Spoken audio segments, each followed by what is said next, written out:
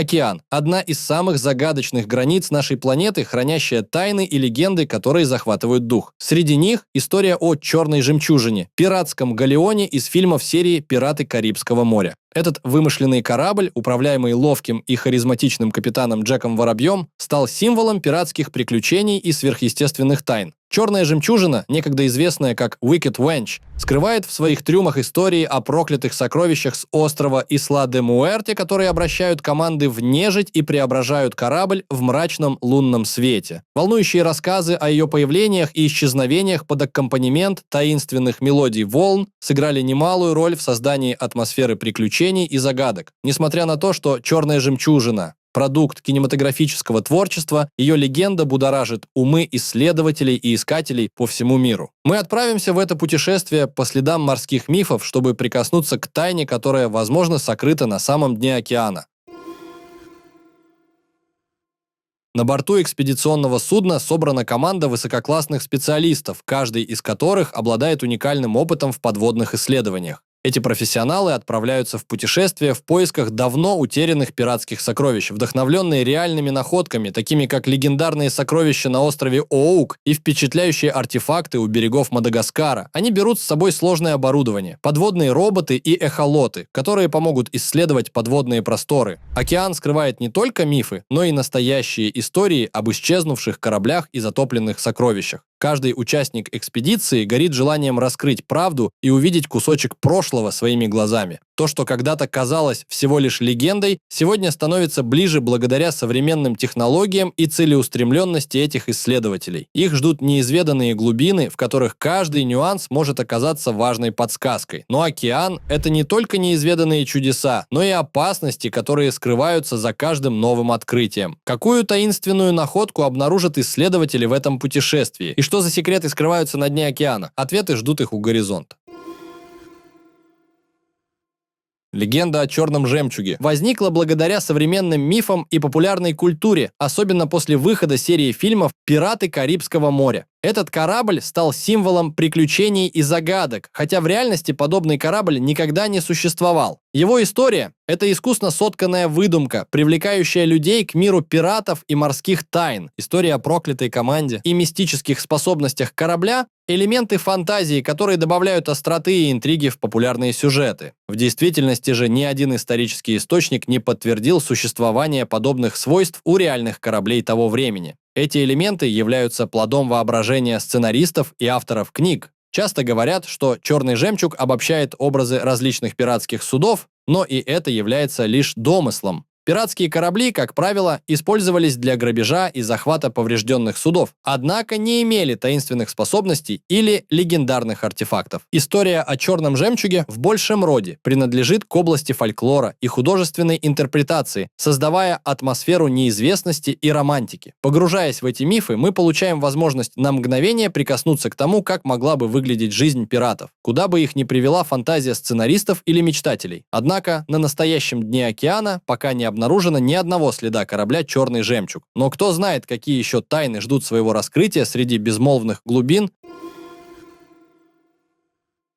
Важные исторические обломки, лежащие на дне океанов, скрывают не только тайны прошлого, но и уточнят наследие многих морских экспедиций. Команда исследователей направляется к берегам Северной Каролины, где в XVIII веке исчезли несколько европейских кораблей. Погружение начинается в строжайшей тишине, нарушаемой лишь звуком эхолота, эхом отзывающегося от подводных обломков. В этой темной водной бездне они натыкаются на разбросанные части корпуса корабля XVIII века, который изначально считался пиратским. Однако тщательное изучение обломков показывает, что это торговый корабль, натолкнувшийся на рифы в бурю. Среди находок корабельный колокол и древние компасы, безусловно подтверждающие происхождение судна. Обнаруженные артефакты привносят ценные знания о морских путях и повседневной жизни моряков того времени. Это открытие хоть и не меняет кардинальной истории, но дает уникальную возможность заглянуть в прошлое, где каждый найденный предмет становится звеном в цепи увлекательных исторических событий. Позади остаются морские мифы, а перед исследователями возникает правда времени, ждущая своего часового, чтобы открыться человечеству. И к чему приведут дальнейшие исследования. Покажет будущее, каждый день вносящий ясность в мир прошлого.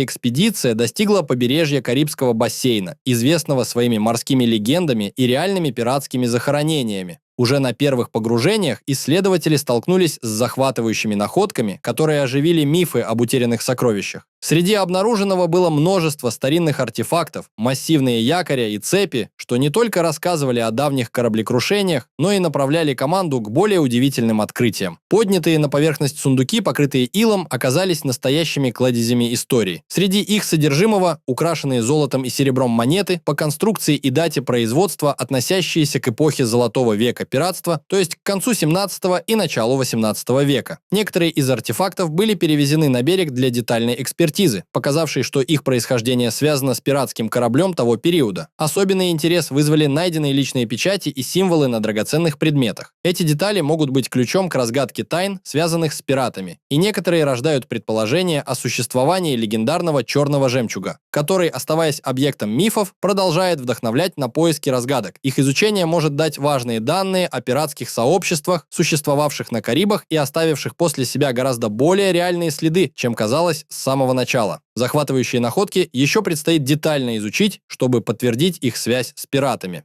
Искать возможные источники исторических документов и аналогичными артефактами, как те, что были обнаружены у берегов Мадагаскара или в знаменитом судне Уида у побережья Кейп-Код, поможет воссоздать мостик между прошлым и настоящим, раскрывая новые страницы в истории морских приключений. На дне океана обнаружены удивительные сокровища, проливающие свет на морское прошлое. Среди них золотые монеты, чьи гравировки сохранились благодаря устойчивости золота в соленой воде. Эти находки могли когда-то пересекать океан на борту торговых судов и пиратских кораблей, а теперь они возвращают нас в эпоху, когда богатство и приключения были неотъемлемой частью морских путешествий. Среди поднятых артефактов изысканные ювелирные изделия, украшенные редкими камнями. Эти находки свидетельствуют о культурных контактах и торговых отношениях, и их принадлежность может быть интерпретирована по-разному, от сокровищ пиратов до драгоценностей потомков могущественных правителей. Каждый предмет несет частичку истории, и ученые работают над их идентификацией. Что касается навигационных приборов, хотя такие находки и редки, они представляют огромный интерес для археологов. Компасы и астролябии могли указывать направление тысячам моряков в их путешествиях, однако большинство приборов этого типа сохранилось больше в архивах, чем в реальных морских находках. Многие из этих предметов имеют разную культурную и временную принадлежность. Среди других находок можно упомянуть якорь из эскадры Кортеса у побережья Мексики или египетские статуи, поднятые из Средиземного моря. Эти артефакты открывают дверцу в многообразие историй и подтверждают, что даже самые невероятные истории таят в себе крупицу правды. Волнующие открытия продолжают развиваться, расширяя наше представление о прошлом, и не исключено, что на горизонте появятся новые, не менее впечатляющие свидетельства былых времен.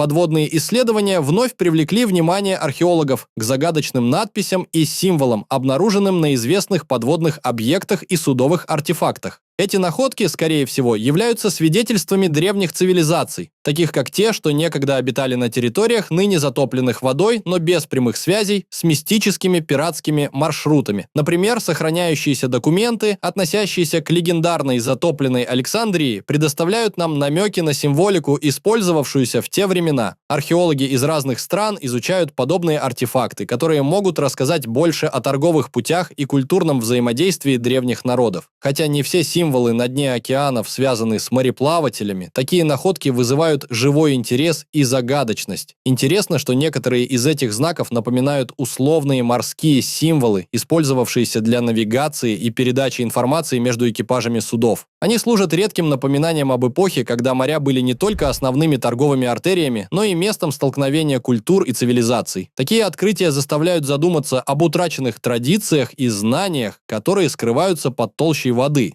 Каждая находка становится очередной головоломкой в огромной картине прошлого, и кто знает, какие открытия еще ожидают нас впереди. Тайны древних времен продолжают притягивать внимание и пробуждать желание раскрыть скрытые страницы истории. Но это лишь начало, и исследователи уже готовят дальнейшие исследования, надеясь на новые грандиозные открытия.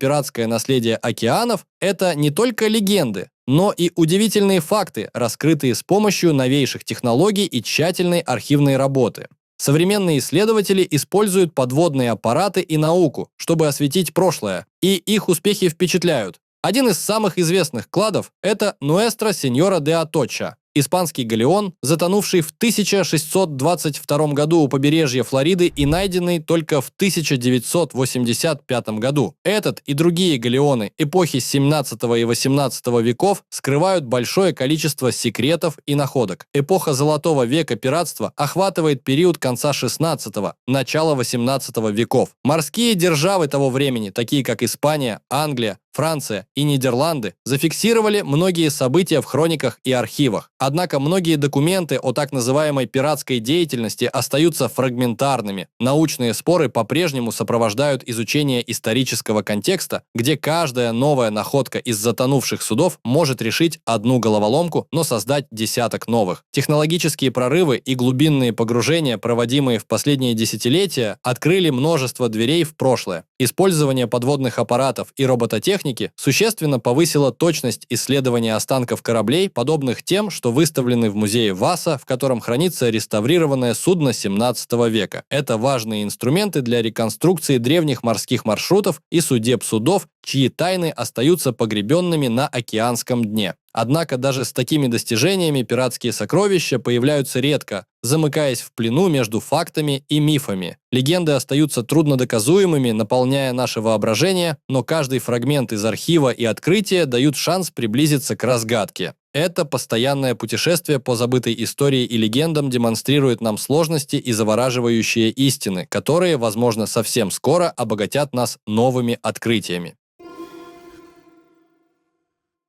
Подводные экспедиции таят в себе массу сюрпризов, и не все из них являются захватывающими открытиями. На глубине исследователи сталкиваются с невероятными трудностями, начиная от технических поломок оборудования и заканчивая подавляющим давлением, способным вывести из строя даже самое современное снаряжение. Специальные глубоководные аппараты, такие как батискафы и дистанционно управляемые подводные системы, разработаны, чтобы выдерживать суровые условия океанов. Но и они не всегда оказываются безупречными союзниками. Что касается природных угроз, то зачастую морские хищники не представляют непосредственной опасности, так как на больших глубинах их попросту нет. Однако в более мелких водах, насыщенных жизнью, стоит помнить о возможности столкновения с обитателями морских глубин. Искатели всегда должны оставаться начеку, чтобы обезопасить себя от случайных встреч. Навигация на дне океанов требует мастерства и современных технологий, таких как эхолоты и гидролокаторы, которые позволяют мельчайшим образом изучать карту глубин. Без светящихся реперов и яркого горизонта весь мир погружается во мрак, что требует от исследователей максимальной внимательности. Они должны уметь ориентироваться в условиях почти полной темноты, полагаясь на точные приборы, а не на зрение. Важно отметить, что большинство археологических открытий связано с затонувшими кораблями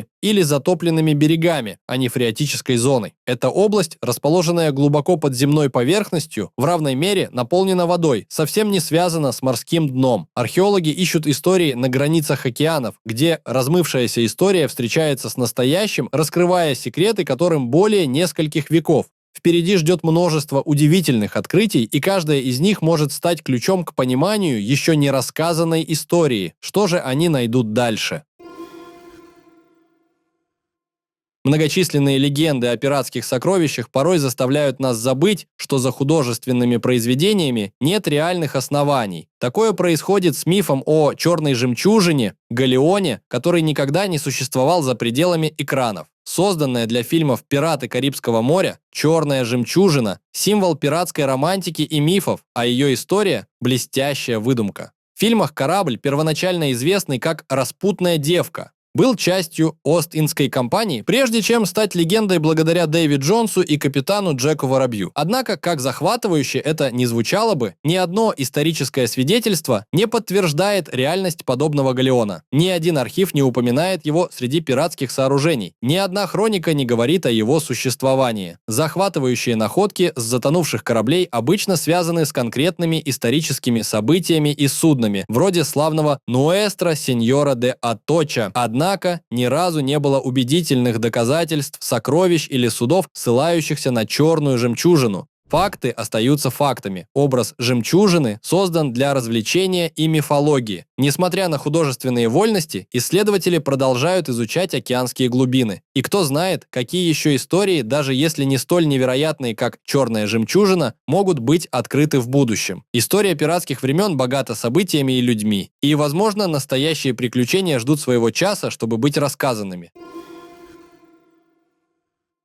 После долгих недель океанических исследований команда возвращается с головокружительными открытиями. Среди находок – древние монеты, покрытые морской солью и изысканные ювелирные изделия. Современники не перестают удивляться тому, как технология позволила археологам раскрыть тайны прошлого. Примером является недавняя находка хорошо сохранившегося корабля с керамикой у берегов Анталии, относящаяся к позднему эллинистическому или раннеримскому периоду. Открытие сделано в 2025 году. Использование подводного фотографирования и методов археологического картографирования дает возможность разгадать ранее недоступные детали морской истории. Как выяснилось, среди поднятых артефактов преобладают древние амфоры и фрагменты судов, подчеркивая культурные и торговые связи прошлого. Ученые увлеченно обсуждают находки, предвкушая, как они помогут заполнить пробелы в исторической картине. Археологические исследования и анализ архивных данных становятся основой для нового этапа исследований. Недавние экспедиции, организованные международными командами, такими как те, что действуют под руководством швейцарских археологов в Греции, показывают важность совместной работы и обмена знаниями. Подобные кампании позволяют создать комплексные планы на будущее, чтобы исследовать неизведанные глубины и раскрывать еще больше удивительных историй, укрытых от глаз в морских глубинах. Эти открытия не только освещают морское прошлое, но и становятся ключом к еще большим загадкам, приглашая исследователей к новым путешествиям. Кто знает, какие невероятные тайны ждут своего часа, чтобы всплыть на поверхность и открыть новые страницы истории?